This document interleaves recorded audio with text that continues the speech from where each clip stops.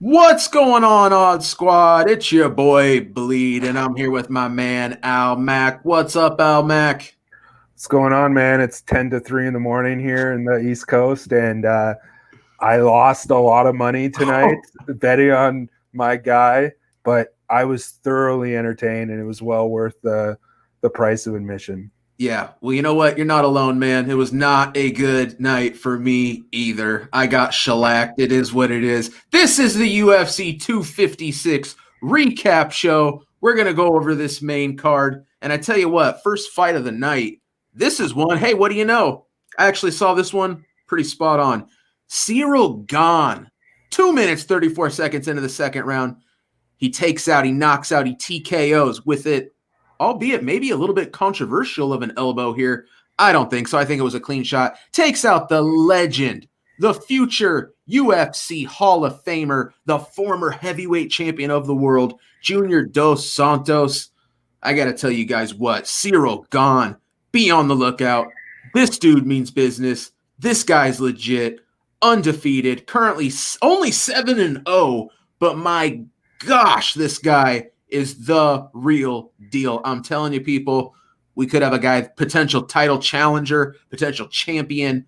Wow, he's well-rounded, a great performance against a very dangerous, albeit probably declining Junior Dos Santos. What did you think of this one, Al? Yeah, like this is one where it was kind of a matter of uh, when and not if. And to be honest, I picked Gone to win by decision just because I thought Dos Santos was going to be able to withstand and I think it slow. was a popular play this week, honestly.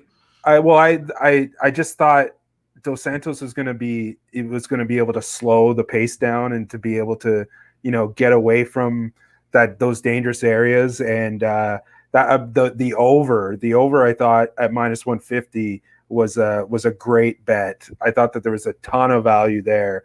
But yeah, I don't know about that elbow. I mean, I don't know about the controversy. I thought it was great. Like I thought it Looked was, clean to me. yeah. And let's just be honest. Junior Dos Santos, and this is completely mind blowing. Junior Dos Santos is the highest paid fighter on that UFC 256 card that you just watched. Well, let me tell you something. He is, in my opinion, that's the last we're going to see of him. We know the UFC is going through cuts right now. Dana White says we're going to lose 60 fighters. We lost about, I want to say 7 or 8 earlier this week. Some pretty obvious cuts. You just said it, my man. The UFC's highest paid fighter on a, what is it, 4 or 5 fight losing streak now? I hate to tell you this, folks. You're going to see Junior Dos Santos in the Bellator cage next. I truly believe that. That's so much money to pay a guy that just isn't putting out the results anymore. He's just not top level anymore. I think we've seen the last of JDS. Do you have anything to add to this one? Yeah, a few more things. So this is hilarious. So Cyril Gahn is now 4-0 in the UFC, and he's profited a whopping 1.04 units on the money line, being an average -400 favorite in his 4 fights. Another fun tidbit was the over. The over went over by just 4 seconds. Yes. And I keep saying this, and this is one of those ones where I previous times in the show I said, go wherever the plus money is, but I went against my rule here, and the reason is just because I thought that Dos Santos is going to be able to slow the pace and make it more of a more of a dancing exchange for the first little bit, and that's kind of what happened. And then Gahn kind of just decided, okay, I'm done with this. So the over in the UFC heavyweight division in 2020 has now gone 25-20, but only for a profit of 1.83 units. So it's just been the totals in the heavyweight division has just been a total coin toss. Even if you had the under at plus money there, it was the right bet to make. It was the value was on the over though. I tell you what, if you had that under, heartbreaking loss. Man. If you did get on that over, man, consider that one of your ultra lucky wins. Yeah. Cyril Gahn, man, he gets it done. Thank goodness I had him parlayed up because that was one of the few bright spots of the night for me, honestly. So, rolling along, Kevin Holland knocks out Jacare Souza in truly something we've never seen before. Now, we've seen one other time, okay, where a guy generated enough power, Nico Price being that guy, to knock out someone with a strike, a punch off of their back. Here's where this is so much different for me. Kevin Holland is doing essentially a sit-up into a straight punch, puts Jacare in another world, just finishes him with shots. I've never seen any guys. I watch a lot of fights, okay? I've seen every UFC fight for probably the last decade, at least, okay? I've never seen anything like this. Kevin Holland comes through, beats old man Jacare. Another guy that, man, I got to be honest, 41 years old, a guy that's been around, a guy that's probably making quite a bit of money. We might be seeing another aged Brazilian get his walking papers. You know, realistically, Kevin Holland, the young upstart.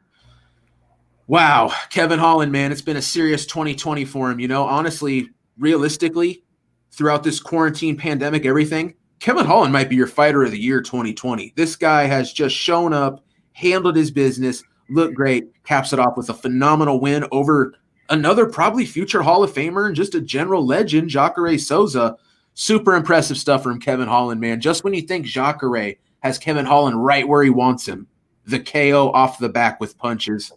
Unreal. What'd you think of this one, El? There's so much to unwrap here. So Holland opened as the strong favorite, and Souza took so much steam. Well, not the strong favorite, like a minus 160-ish favorite, right? And then Souza took so much steam that he ended up being the favorite, and it kind of just turned into a coin toss fight with Holland as the slight plus money underdog, even maybe a minus 105 underdog, depending where you got him from. And yeah, like that was just unbelievable.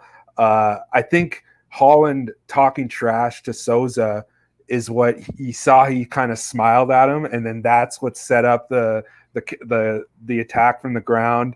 And the follow up was just deadly. And yeah, just crazy. That was, you know, that's nobody wrote it up like that. No one who handicaps this sport ever imagined that Kevin Holland was going to knock out Souza from the ground. Yeah. Now listen, I don't think anybody out there said to themselves, "Oh, Jacare takes Kevin Holland down and has 3 minutes left in round one." That's going to be a max bet on Jacare, right? No, Kevin Holland, the KO. Like I said, just when you think Jacare's got him right where he wants him, which, listen, that was the whole argument for backing Jacare in this spot, right? Was we saw Kevin Holland lose last year to Brendan Allen. He got out-grappled by Brendan Allen, who, honestly, since then's been kind of exposed. You know what I mean? So, very interesting that Kevin Holland would have. I mean, I'm not going to call it fluky. I'm going to give him every credit for the KO, but where do you concoct?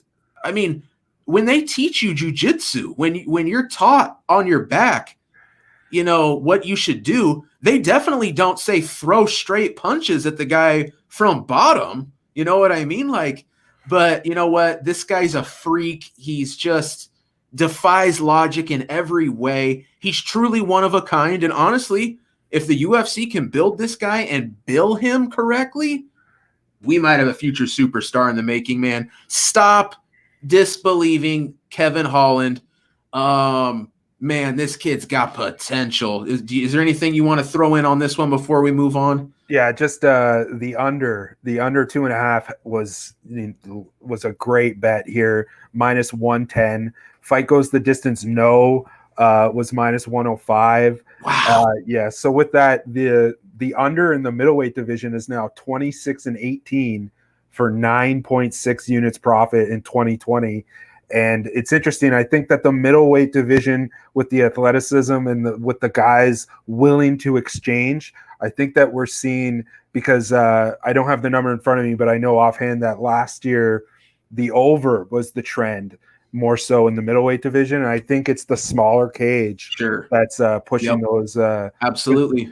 Yeah, and we have statistical proof that the smaller cage, increases the finish rate, even if it's ever so slightly, right? But man, and don't get me wrong, guys, like hindsight's 2020, right? We saw how the fight played out, and obviously the under was the play. But like, man, you just talking about those numbers, Al, I really feel like I whiffed it on that one, man. I really do. That's a heartbreaker to me when you bring up those numbers, and then again, just I guess Jacare kind of has hasn't been much of a finisher lately, so. I guess if he were going to play Holland, he was probably going to finish old man Jacare, right? But man, that's I'm really wishing I'd have hit that spot right there. Those unders, that's just phenomenal value in retrospect. But what are you going to do, right?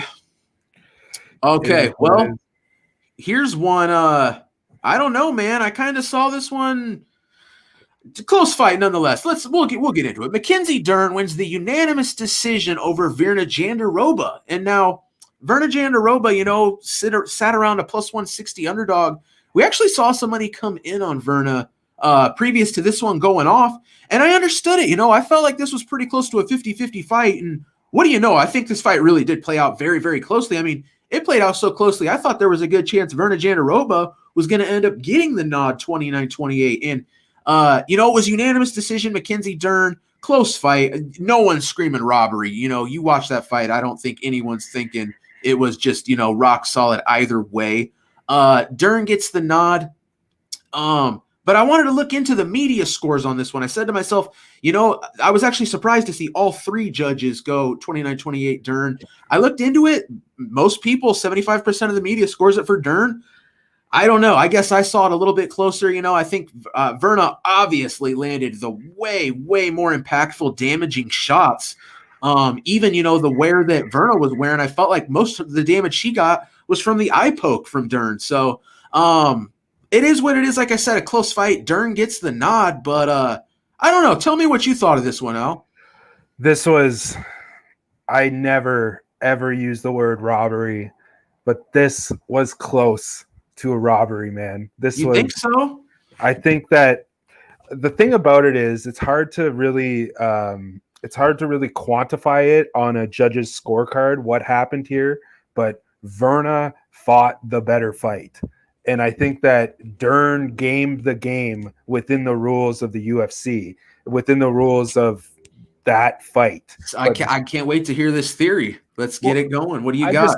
I just thought Virna did more damage. She controlled more. She was more willing to engage, whereas there was one part where Virna just literally ran away from Dern. But as the fight wore on, Dern was more hesitant, I thought. And she's game, and she's tough, but I thought.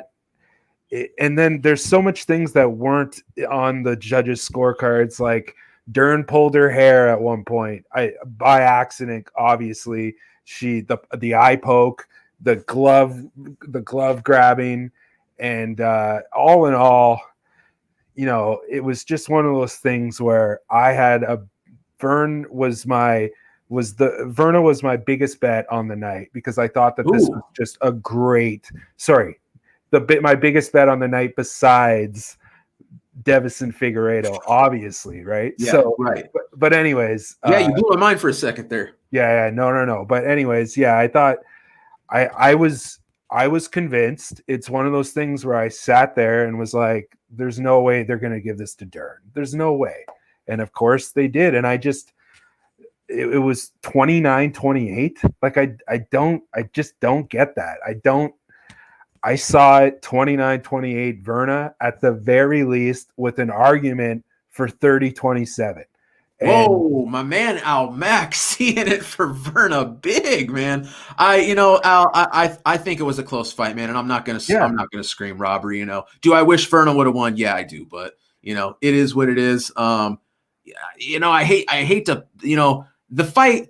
Well, I think anyone can agree to this though. The odds were a little out of whack. That fight played out much closer than Dern being a minus 200 favorite. I think people can agree on that, but you know what?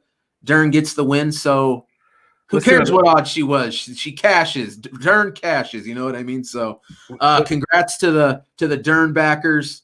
Unfortunate for the Verna backers, but it is what it is, man. What else can we say? Mackenzie Dern did suffer a very serious broken nose. So, that's actually something we kind of got to worry about. When we see someone get a nose broken so severely, which you could see her honestly like moving it between rounds, that's something that could be a reoccurring injury. Don't get me wrong. She did very well. I was actually quite impressed you see a lot of these women, which, I'm not going to be overly critical. Listen, I'll put it like this. You see men. Remember when Cowboy Cerrone fighting Tony Ferguson ended up getting a broken nose, blows his nose, and then blows out his eye, and they have to stop the fight. I mean, give Mackenzie Dern the credit. She clearly had a broken nose. She told her corner, I have a broken nose. Went out there and fought a great third round. So I'll give her all the props in the world. She really is something to look out for and is a threat at strawweight. I don't think Verna Jandiroba's a slouch at all. This is a very high quality win for Mackenzie Dern, and I'm excited to see what she can do. Her stand-ups improved. I absolutely think she won the stand-up round 1. I don't think anybody could argue that.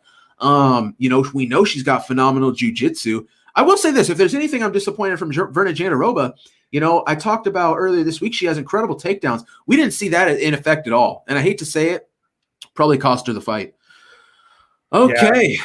Is there anything you want to add to that? You think we got that one covered? This is just another one. This is a pretty funny stat. Dern is 10-1 since her LFA debut in 2016 for a whopping profit of 1.65 units over 11 fights, going 10-1. Heavy favorites. So she's been like I do the math quickly, an average favorite of like minus 700. Yeah, 800? Minus 700. Yeah. And then really quickly, it looked like Dern was panicking a little bit with that nose. The corner, they just said, "Don't worry about your nose. Your nose is fine. It's great." Her corner did such a good job in this fight. Like I can't give them more praise to the point where it's a great point, Al. It's a great point. I'm fully on board with you, dude. Like that was some great cornering because she did kind of go to that place where, had her corner, been very concerned or reacted badly, it probably could have affected her mentality going into that third round. Felt like she needed to protect it. Trevor Whitman, though, man, one of the best coaches in the game, tells her your nose is fine. You don't need to worry about that, which is, a bold-faced lie, but at the same time, phenomenal coaching, way to keep your athlete mentally strong. And she went out there and performed great. I can't take anything from her. So I didn't realize it was Whitman. I think it was, wasn't it? Yeah. Yeah, that was a Whitman thing to say. Absolutely. Hey, he's one of the best in the game for a reason, baby. This guy, the guy is just one of the greatest minds in sport, in my personal opinion. So, oh boy, this co-main event. I know my man Al Mac's going to be real happy to talk about this one.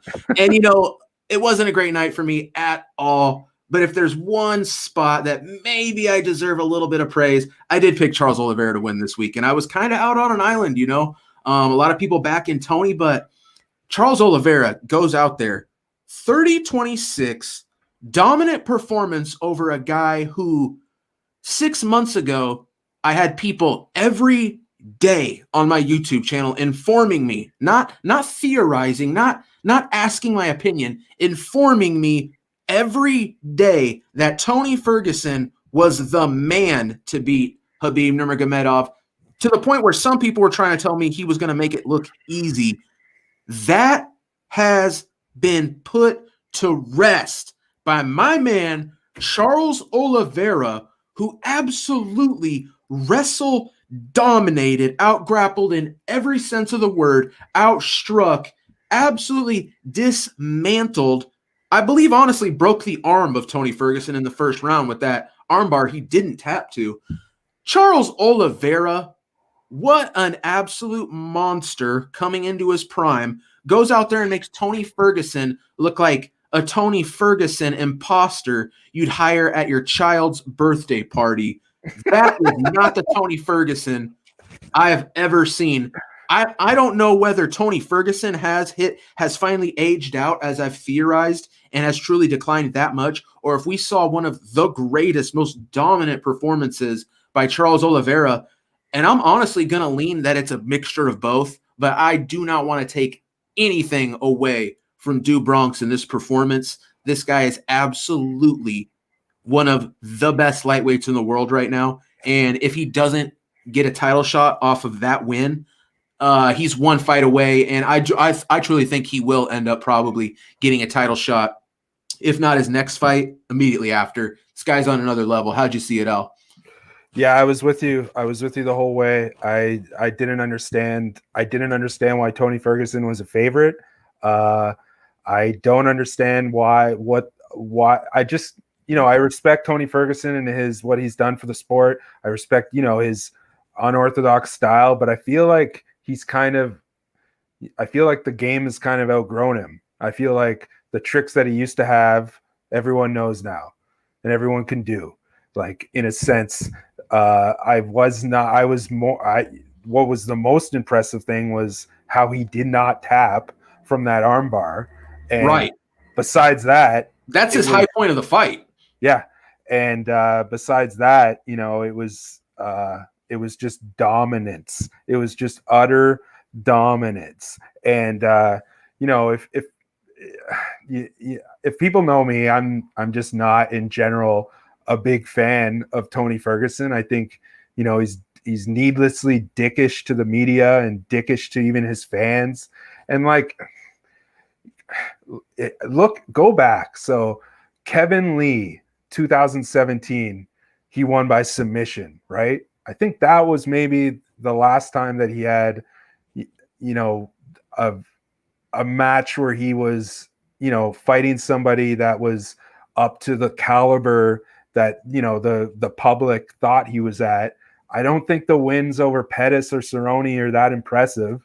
Who is Cerrone then? Both guys past their prime, absolutely. Yeah, exactly. And then think about this. This is, between Kevin Lee and Cerrone, there's 2 years have passed, and then he fights Gaethje in a weird way where he cuts weight for a fight that didn't happen, and it obviously affects him. He's terrible move, terrible strategy. He's overly confident going into that fight, and he just gets utterly destroyed. Right. And then he's asking for a big payday coming into this fight, and he disrespected Oliveira. He just, he didn't really give him any respect. He never, I loved it. I loved every minute of it. It was amazing. I wish that Oliveira won the fight inside the distance, but the one thing that was great to watch was just the dismantling of the myth of what people build up El Cucuy as. And don't get me wrong, the win streak and all that, I'm totally, it's the same thing with Anderson Silva, right? It's just, he's not what he used to be. And we all, I think this is a big thing, is a lot of people bet this fight as an MMA fan, and they bet what they wanted to see, but they didn't bet, the nuts and bolts. And the nuts and bolts were that Oliveira is younger, stronger. He's a practitioner. He's really gotten tough on his stand-up, and he's just a fucking dirty guy. He's just a he'll go there. He'll go wherever it needs to go. He doesn't care. It's, he's Do Bronx. Wherever the fight takes him, he'll go, and he won't back down. Just like how Gaethje was. So it was easy to call. It was an easy one to call. Wow. Yeah, man. It's truly unbelievable. I said earlier this week that I thought, it had the potential to be a real passing of the torch moment. My man, the torch was not passed. The torch was forcibly inserted into the hands of Do Bronx, and he was, I don't even know. I don't know. I can't elaborate. I mean, it's not torch passing. It's potentially the end of an era. I mean, we have potentially entered a new era in the lightweight division, and I'll keep it totally real, dude. That wrestling from Du Bronx was so impressive that if he essentially becomes the next Habib, if he can go out there, remove men from their feet, throw them to the canvas, and smother the way he smothered Tony Ferguson, who's going to beat this guy? I mean, truly, I think we might be looking at, Du Bronx is only 31 years old. Yeah. You know what I mean? We could be looking at years of dominance here potentially. You know what I mean? And it's just so unreal.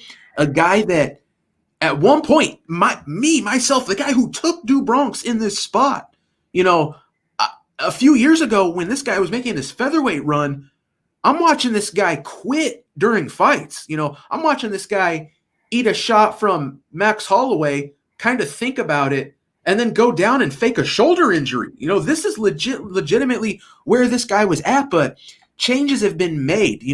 The move up to 155, massive. He's not killing himself, skeletizing himself with dehydration to get to 145. I love the move.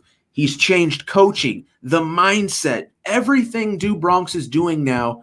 We have to forget. And you know what? Inversely, the other side of the coin, we have to forget what we've seen from Tony. The Du Bronx that we all have in the back of our mind, that dude's dead and gone. This is a new thing, okay?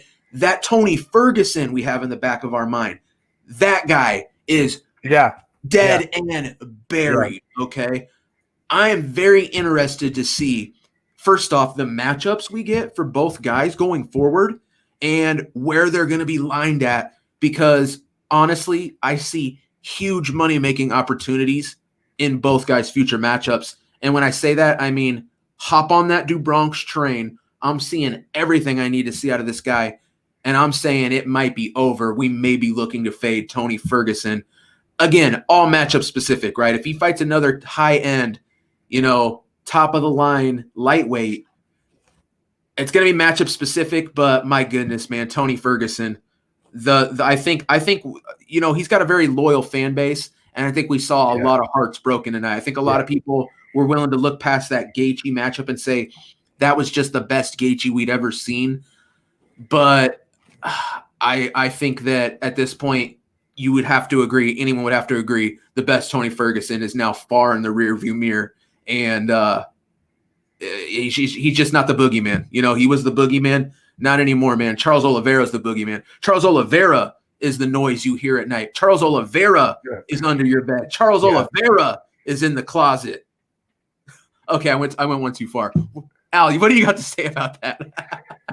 It was interesting in his post-fight. They asked him about the little rock that he showed. Yeah. You know what? I missed that. Fill us in on that, Al Mac. He just said that he's a religious guy, and something in the Bible, David climbed a mountain, and this was the rock from that mountain.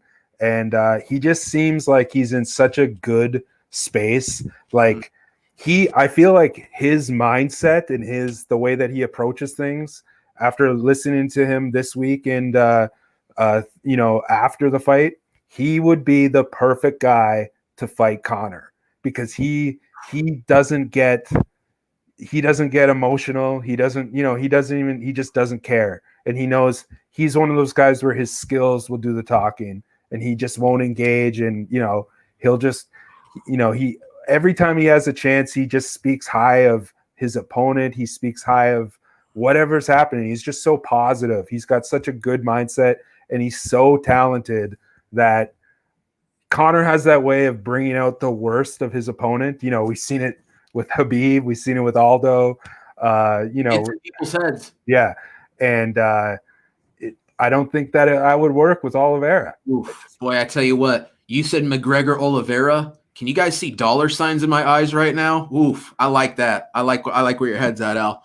All right. So, this I'm telling you, man, this fight is going to have a massive butterfly effect on the lightweight division. This is truly a monumental event that I think we're going to look back on in the future and go, wow, that's when the division took a turn. Habib leaving, Du Bronx emerging, Tony losing 2 in a row.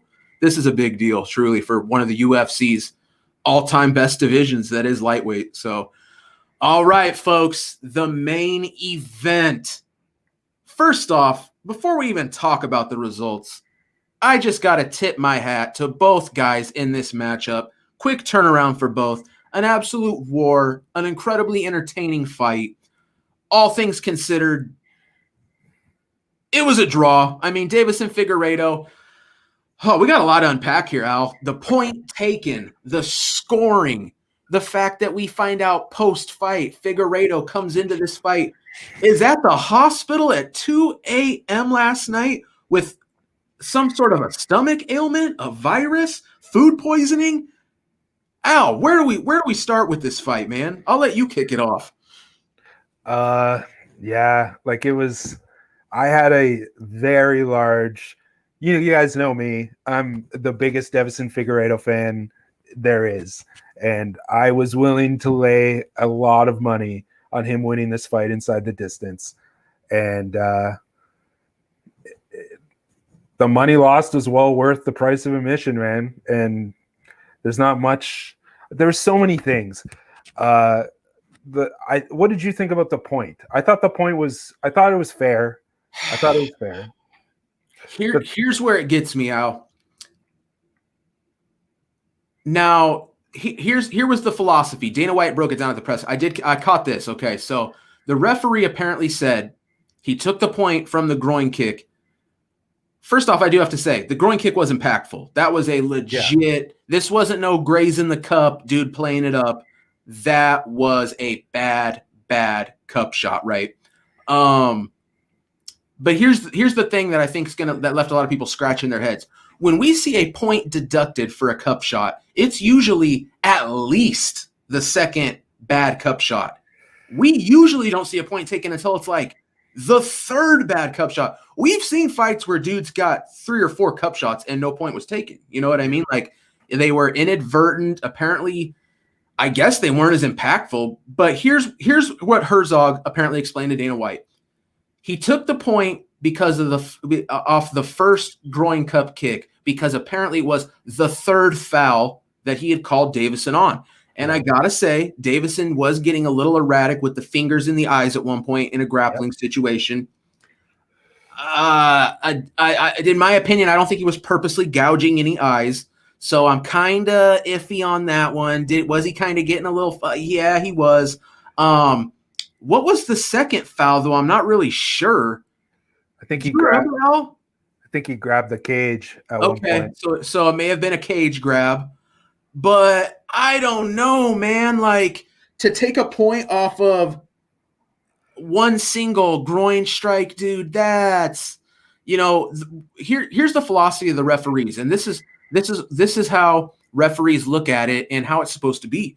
The referee does not want to do something in the fight that changes the that changes the outcome of the fight. A referee should be pure neutrality. You don't want to be talking about a referee after a fight having an impact, right? And unfortunately, when he took that point, he turned this fight into a Figueiredo win mathematically. Now, listen, however you scored it at home, I understand there's a lot of people who think Moreno won this fight. But if you look at the judges' score cards and then you calculate the point deduction, even with the deduction, one judge gave it to Figueiredo, right? Yeah. And now you look at the other two, both those judges scored it round by round. They had it 48-47, Davis and Figueiredo. You deduct the point, boom, 47-47s on two judges' scorecards. Now, the one other thing that unfortunately we have to talk about, I believe his name is Junichiro Kamicho, the judge who I watch a lot of fights. This guy's had some very off controversial scorecards. The dude scored the 5th round for Brandon Moreno, and I'm sorry, that is not possible in my book. Brandon Moreno threw about 1, maybe 2 strikes in that 5th round. He had arms that were broken up, really just couldn't throw anything. He had just been beat up too bad by Davison at that point. How you score that round for Brandon Moreno, I'll never know. Here's what I do know. Figueiredo won it, and had Junichiro scored that 5th round properly, guess what? We have another, what would it be? 40, it would have been another 47-46 scorecard, I believe, and Figgy gets the nod. So very impactful. It's a draw if you had Figgy outright. Obviously, it's a push, but heartbreaking, man. Especially for me as well. I had Figueiredo inside the distance. I had Figueiredo in a parlay. I had Figueiredo in a couple parlays from fights even hanging over from next week. Those push, I still cashed them, but man, it really hurt my return, and it's just unfortunate. I think Figueiredo probably did enough to get the nod, but it is what it is, man. We can't change it now. Is there anything we're missing, Al? Is there anything else? It was and the thing we got to put out there, I give Brandon Moreno so much credit, man. He really did come out there and brought it to Figueiredo, and he deserves a lot of props. I will say this, Dana White, we are going to get a rematch in 2021. That's just for certain, right? We don't have like a clear-cut contender at flyweight anyway. I got Figgy in the rematch. I'll put it like that. To know that he was dealing with the stomach issue and looked that good over 5 rounds when he probably shouldn't have even fought this fight. Something I don't think a lot of people realize is Manel Kape, a guy who hasn't even debuted in the UFC, a guy who was signed from Rizin in Japan, actually made weight as a backup for this fight if Moreno or Figgy on short notice with, the quick turnaround couldn't, something goes wrong. And honestly, something went wrong. Yeah. But Figgy says, nah, dude, I'm getting that money. I'm getting that check, Dana. Goes out there, fights to the draw. It looks like we were very close to getting a Brandon Moreno, Manel Kape interim title shot tonight, apparently. So something I wish I would have known about, man. It's too bad that information didn't leak, but I got my ear to the grapevine, and I didn't hear anybody saying anything about Figgy being at the hospital last night. So what do you have to cap this one off for us, Al? Let's just brew on this a little bit because I don't want to miss anything. There's so much to unpack here. There is, dude. We could talk about this fight for days, probably. One thing that angered me so much, and this goes back to the Jandarova Dern. It was so clear that the commentating is so biased towards one fighter, and it's affecting the way you watch the fight. Oh yeah, especially for the casual. And listen, when you listen to DC and Joe Rogan, which, man, I don't know why no one ever really calls, don't get me wrong, Joe Rogan's as OG as it gets in the UFC. People are afraid to call him out at this point, when just sometimes he's just, he's off, you know what I mean? But yeah, DC and Rogan, I truly believe in this no crowd setting. I think they're influencing the judges. I really do. I think the judges hear every word that they say, and they're like, whether it even be subconsciously or not. Yeah. Hearing such biased judging by the commentary team, I think it's having an effect, and I think you're on board with me, aren't you, Al? Yeah, and not to mention one of the pioneers of the UFC is the one going, he's driving this narrative. Like, another thing was how he was just driving the narrative of Moreno's arm being messed up, being broken. And then he asks him in the post fight, and Moreno's just like, no, I'm fine. Like, my shoulder's kind of dinged up, but I'm fine. It's like the judge is hearing that, and he's subconsciously, you know what I mean? Like, you can't. Yeah, Brandon Moreno is a goddamn warrior. Like, he beats anybody else in that division easily. Oh yeah. I mean, listen, and again, you know what? That's probably the one thing that we're just kind of overlooking a little bit. That was to take the God of War to a draw. You're a champion. You're a warrior. Brandon Moreno has elevated, like, this dude. I think probably at this point, coming off that performance. Now, don't get me wrong, man. That performance, that was a lot of wear and tear. Honestly, we might have unfortunately seen the best of Brandon Moreno. He took so much damage in that fight. There's a good chance he's lying and his arm is messed up. You know what I mean? He might never have the same shoulder. He might never have that jab again. I'm pretty sure he came out of that fight with a broken orbital. There was a point where when the doctor came in after the first or second round, I was like, there's a good chance this doctor waves this fight off. If he starts squeezing on his head and he's feeling that, that thin orbital bone cave, flexing in on the eye socket of Brandon Moreno, that fight would have got stopped. But man, Brandon Moreno, truly the heart of a champion. Very impressive performance. And I'm with you, dude. He probably just about beats every other flyweight out there. Real impressive stuff. So, but all in all, man, incredible fight. Probably gonna end up stealing fight of the year. I'm pretty sure this fight might end up edging Joanna versus Weili Zhang, just because, which unfortunately for them, the fight was so long ago. It was early in the year. We're late in the year, we're in retrospect. The fight's going to be very fresh in our minds. Yeah, great fight though, but a heartbreaking draw nonetheless. Imagine there was a crowd. Imagine there was a crowd. Oh, how crazy boy. That would have been. People would have been going insane. Who do we lean advantage? If there's a crowd, I almost feel like that might, but then Brandon Moreno's kind of an excitable guy too. I don't know, man. I don't know. I feel maybe Figgy would get hyped on. I guess it depends on who the crowd was backing, Yeah. Why was the floor so slippery? There's no blood. Why was it? They feel like both guys were slipping like crazy. Like, that's a good point, man. I feel like people were, I feel like we saw a lot of slips tonight. Yeah. I don't know. Oh, you know what, Al? I know what it is. It's in between fights when they go in there and have to sterilize. I think the octagon's still wet with they bring the guys in with the misters now. For real, that's a really good point. I haven't thought about that, but that's totally what's going on. They were both slipping like crazy. I feel like if Figueiredo had better footing multiple times, he could have finished the fight. But that being said, Moreno had Figueiredo rocked a couple times. Yeah. Figueiredo is leaning against the cage. Oh, and then I forgot to mention this. I'm a huge Devison Figueiredo fan. He is a dirty fighter. Yeah.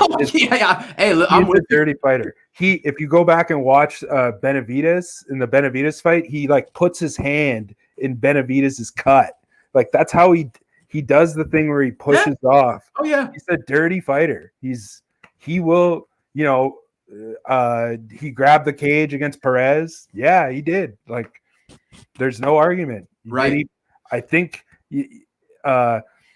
What is the word? It was very careless of him to be pushing off like that. I don't think he meant to do it, but it's literally just a part of the way he fights. It's the way he fights. He's a grimy, nasty dude. He's a scrappy, dirty fighter, man. Yeah. And listen, I'll be honest, most of the time, those referees don't want to take points. It's you really, really, really got to cheat a lot for that referee to take a point, to the point where I've preached it. Honestly, you probably should cheat in the UFC. You probably should grab the fence. You probably should get away with whatever you think. Listen, if you can grab the fence and keep yourself from being on bottom, you're going to definitely want to do that, because they probably aren't going to take a point unless you do it 2, 3, 4, 5 times. I mean, there's sometimes where it seems like we see a guy grab the fence 5, 6 times and the referee will still never take a point. And it's incredibly impactful in fights. So yeah.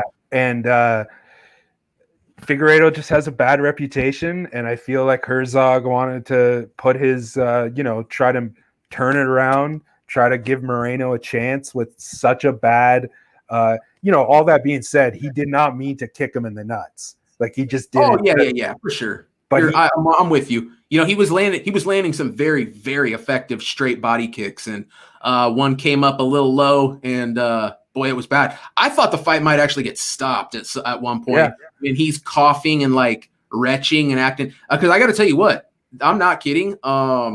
If you puke in the octagon, they'll waive the fight off. That's like a submission. They can't allow you to vomit in the octagon and then continue fighting. That's like, that's a little bit of a liability when someone's body is rejecting I don't know, whatever they're going in there with, right?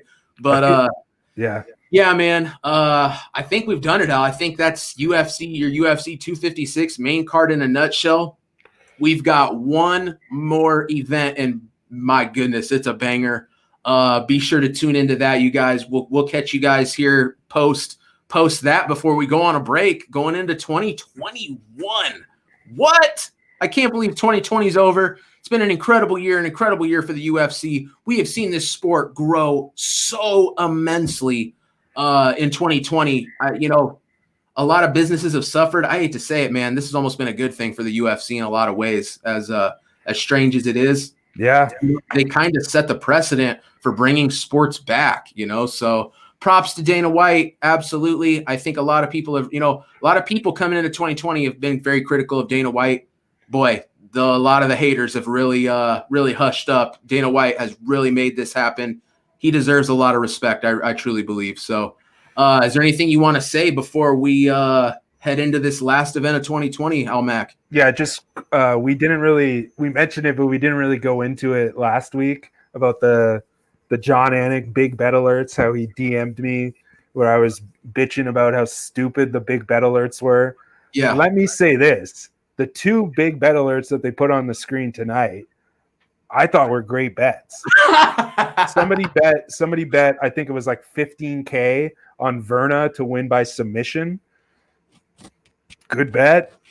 I thought that was a pretty sharp play. It lost, but I thought it was good. And then somebody bet something ridiculous on Figueiredo. I think it was like $600K on Figueiredo inside the distance.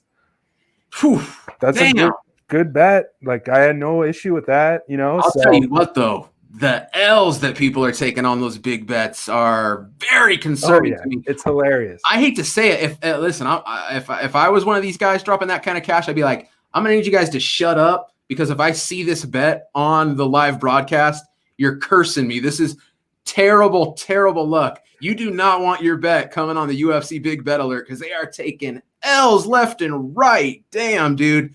Tragic stuff. But you know what? If you're putting 15,000 on Verna by sub, you got 15 to play with, my man. That's how I look at it. So, and hey, all right, y'all. What do you think, Al? Maybe my bitching made them smarten up. Because Anik DM'd me, so maybe there was. Well, hey, maybe odds.com is affecting the UFC. Hey, well, it's like John Anik said, Dana White loves him a big bet alert. So I don't think they're going anywhere. All right, you guys, that's been UFC 256. For better or worse, it was an action-packed night. Man, let's get it. We get, like I said, one last card for 2020, one last hurrah. Let's do the damn thing. Let's make some money. Be sure to tune in to all the odds.com and Odds HQ MMA shows. We've got my man Clint with the Die Hard MMA on Monday. We've got Propping You Up, my man Manpreet and Cody Saftik on Thursday. And of course, the biggest prediction show in the world, hosted by myself every Friday, the final weigh-in. We will catch you guys then. Best of luck. Thank you guys for watching. We are out.